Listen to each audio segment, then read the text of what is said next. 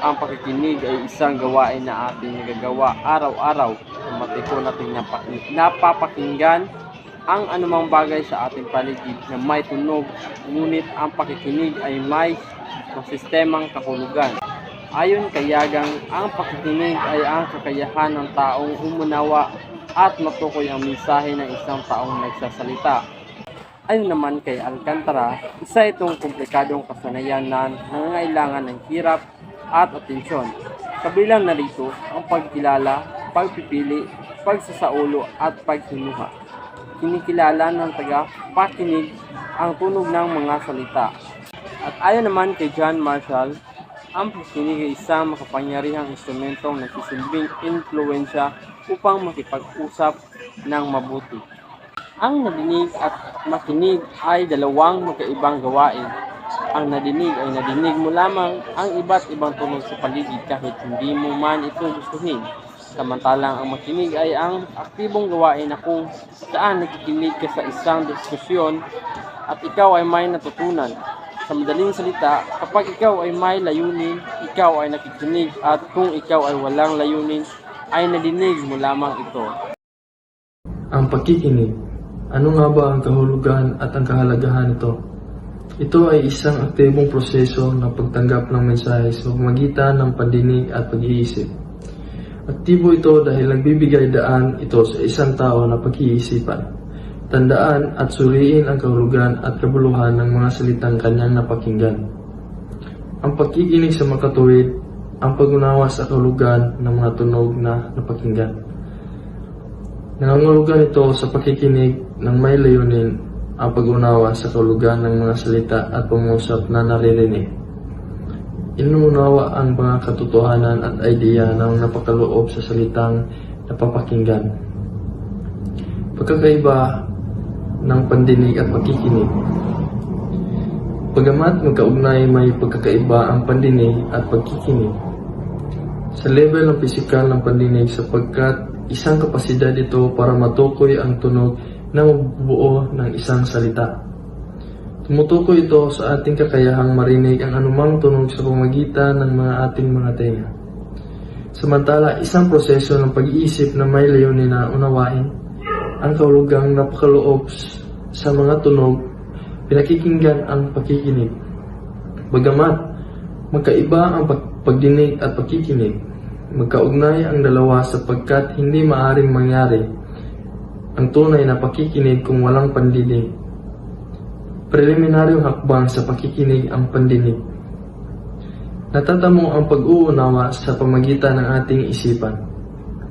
Isang aktibo itong kasanayan sapagkat may isang nagaganap sa isipan ng isang tao habang nakikinig. Ipinoproseso ng kanyang isipan ang mga bagay na kanyang napakinggan hanggang sa manawaan niya ang kahulugan ng mga ito. Ano nga ba ang kahalagahan nito? Una, mabilis ng pagkuha ng impormasyon. Pangalawa, daan upang ang bawat isa ay magkaunawaan at magkaroon ng mabuting palagayan. Pangatlo, sa pakikinig kailangan ng ibayang konsentrasyon sa pag-unawa, pagtanda o paggunita sa naririnig. Ang pangapat naman ay nakakatulong sa pagpalawak ng kaalaman. Ang palima ay ang pagkikinig na nakakatulong sa pag-unawa ng damdamin, kaisipan at manawaan ang kinikilos, gawi at paniniwala. Tipo o uri ng tagapakinig. Anong uri ka ng tagapakinig? Ikaw ba yung tipong nakatitig sa nagsasalita samantalang namasyal sa mulang iyong isipan? Nakakatuwa, hindi ba? Ano yung tipo mo? Tiyak kung kabilang ka sa rito. Eager behavior. Ikaw ba ay ngiti ng ngiti habang may nagsasalita? Tango ng tango habang may nagsasalita? Walang focus. Nagpapanggap na masugid sa nakikinig o may alam. Hindi nakasisigurong naiintindihan ang pinakinggan. Sleeper. Ikaw ba ay umuupo lamang sa isang sulok, walang tensyon, makinig, na inis sa ingay, dahan-dahan ipinakita ang mata, naglalakbay sa daigdig, ng pangarap. Tiger, ikaw ba'y habang nag-react sa anumang sasabihin ng nagsasalita, nagbabantay o naghihintay ng pagkakamali? Bewildered, ikaw ba ay walang naiintindihan kahit anong pilit o madalas mapagkumot na lamang ng noo? Simangot. Mga tipo o uri ng tagapakinig. May 8 tipo o uri ng tagapakinig. Froner, relaxed, busy, two-earnered listener. Froner, ikaw ba ay wari laging tanong at pagdududa? Nagtatanong para magpasikat? Relaxed, ikaw ba ay walang interest na makinig? Umuupo na para bang nasa salas ng sariling bahay? Nakatuon ng atensyon sa ibang tao o bagay. Walang reaksyon. Busy, ikaw ba ay hindi lamang nakikinig kundi abala rin sa ibang bagay? Two-earnered listener, ikaw ba ay gumagamit ng tagainga at utak? Objektibo ang mga reaksyon, mga kawilihan.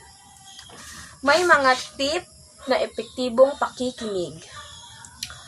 1. Maging handa sa pakikinig. 2. Magkaroon ng layunin sa pakikinig. 3. Kilalanin ang mga mahalagang kaalaman. 4. Unawaing mabuti ang sinasabi ng salita. 5. Hintaying matapos ang sinasabi ng nagsasalita bago magbigay ng puna. Yon ang mga tip ng epektibong pakikinig. Una, oras o panahon. Ang oras na alas 12 ng tanghali ay sikmura. Sa ganitong panahon, epektibo sa inyong profesor. Pangalawa, edad. Higit na matyaga ang mga matandang tagapakinig kaysa mga batang tagapakinig. Pangatlo, kasarian.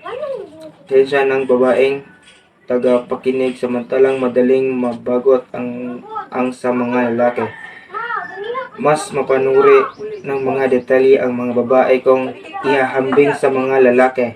Pangapat, ang Filipino, video chat, Skype at iba pang katulad na plataforma ang maaaring gamiting channel. Ang hangin ay channel din ng isang usapan. Panglima, lugar o kapaligiran. Mahirap makinig kung ang lugar ay maingay, mainit, maalinsangan at magulo. Pang-anim, kultura. Ang kulturang kinagisnan mo ay maaaring taliwas sa kultura ng kapwa mo, kaya maaaring magdulot ito ng epekto sa pakikinig. Pang-pito, konseptong ibang nagsasalita. Pagkalinawan. Dapat isinasaalang ikipag-usap. Mga tips sa epektibong pakikinig ay hindi siya kalinawan ay mga dapat tandaan upang maging epektibo ang iyong pakikinig. 1. Maging handa sa pakikinig. 2. Magkakaroon ng layunin sa pakikinig. 3. Kilalanin ang mga mahalagang kaalaman. 4. Unawaing mabuti ang sinasabi ng nagsasalita. 5. Tayong magtapos ang sinasabi ng nagsasalita bago magbigay ng puna.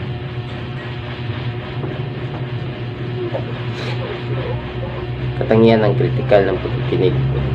Ang kritikal na pagkikinig ay nangangailangan ng mas malalim na konsentrasyon at pag-iisip.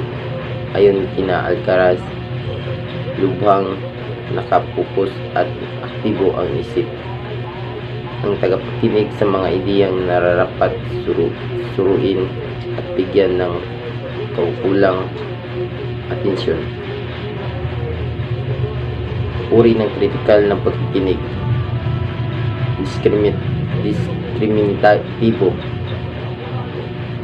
Layunin nito na mataya ang kahulugan ng misay, magbigay puna sa mga pagkakatulad, pagkakaiba, makakuha ng mga pagpapahalagang moral at iba pang layuning nangangailangan ng mas mataas na antas ng pag-unawa. paghusga.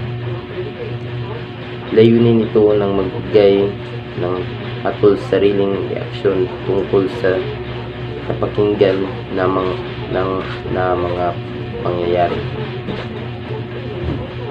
Magpapahalaga. Layunin nito na pahalagaan ang pagiging masingin ng napakinggang tulumpati, dulang dramatiko o kaya mga musikal sa pagtatanghal. Mga kasanayan sa pakikinig, pagbubuod. Pang-isa, muling pagsasalaysay, paglalahad o pagsulat ng anumang napakinggan. Ang pinakamahalagang impormasyon lamang ang sinasabi o isinulat. 3. Mas simple ang pananalita kaysa original. Pagtatala, kahawig din ng pagbuod. 2. Mas gamitin sa mga panayam o lecture. Pagbabalangkas, paghahanay ng mga paksa ayon sa kahalagan nito. 2. Maaaring papaksa, pangungusap o patalata. Pagsunod sa napakinggang direksyon. Pagkilos ayon sa ibinigay na direksyon. Pagsusunod ng mga pangyayari. Pagsasalaysay ng isang pintong dula o talambuhay. Mga kasanayan sa pakikinig, pagbubuod. Ito ay muling pagsasalay sa pinakamaikling paraan dahil ang halagang pangyayari lamang ang sinasaad ayon sa pagkakasunod-sunod. Mga halimbawa ng pagbubuod. Muling pagsasalay o paglalahad o pasulat. Mas madaling unawain kaysa sa orihinal. Pagtatala, kinakailangan ito sa pakikinig lalo higit sa pagkuha ng mga mensahe sa pagdalo sa seminar, konferensya at iba pang uri ng formal usapan. Halimbawa sa pagtatala, mahalagang detalye, sensitibong pakikinig sa mga ideyang inilahad, gumamit ng sariling pamamaraan, maging maingat sa pagtatala ng mga numero. Pagbabalangkas. Tinatawag itong kalansay sa isang sulyap. Kinakailangan na mahusay na nakahanay ang mga paksa na ayon sa kahalagahan nito. Maaaring sundin ang balangkas na papaksa outline, topic outline, pagpangusap, sentence outline, paggamit ng talata, paragraph outline. Halimbawa ng pagbabalangkas, kalansay ng pangunahing paksa, nakahanay ang mga paksa ayon sa kahalagahan. Pagsunod sa napakinggang direksyon, mahalaga sa isang tao ang makinig na nang sa ganon mapanatinig niya ang gustuhan sa isang gawain, lalo na sa kung kinakailangan ang mataimtim na pakikinig.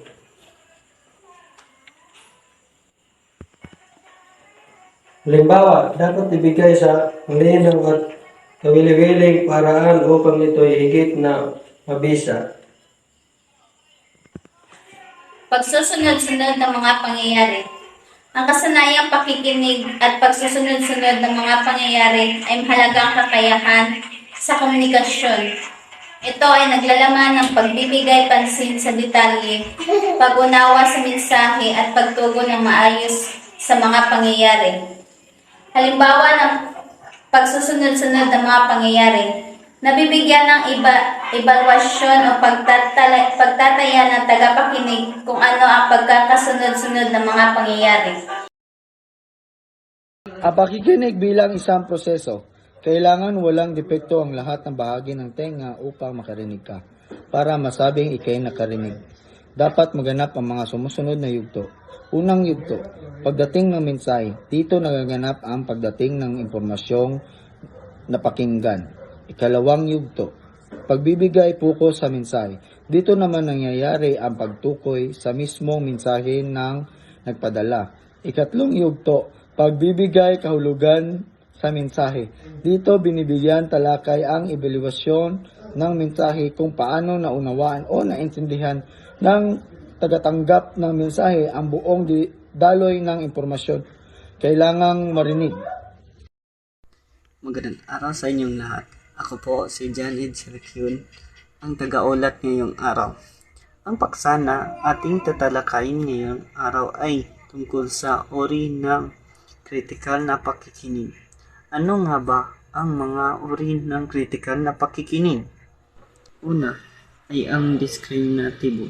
Ang diskriminatibo ay tumutukoy sa pagbibigay ng pagkakaiba o paghiwalay sa pagitan ng mga tao batay sa iba't ibang katangian tulad ng lahi, karanasan, edad, relihiyon, o iba pang mga salita. Layunin ng diskriminatibo na mataya ang kahulugan ng mensahe, magbigay tunay sa mga pagkakatulad at pagkakaiba, makuha ang mga pagpapahalagang moral at iba pang layunin. Nangangailangan ng mas mataas na antas ng pag-unawa.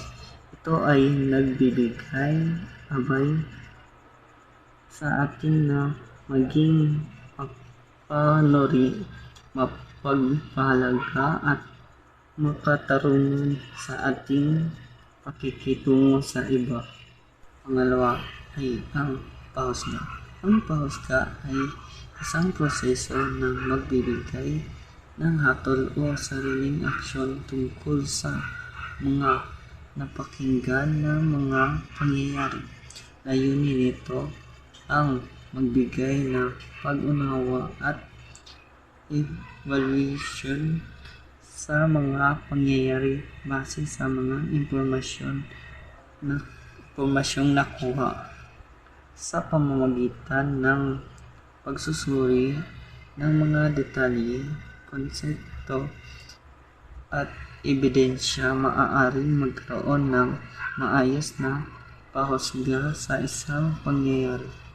Ang pahusga ay maaaring maging positibo, negatibo o neutral depende sa mga salik tulad ng personal na paniniwala, karanasan at kaalaman.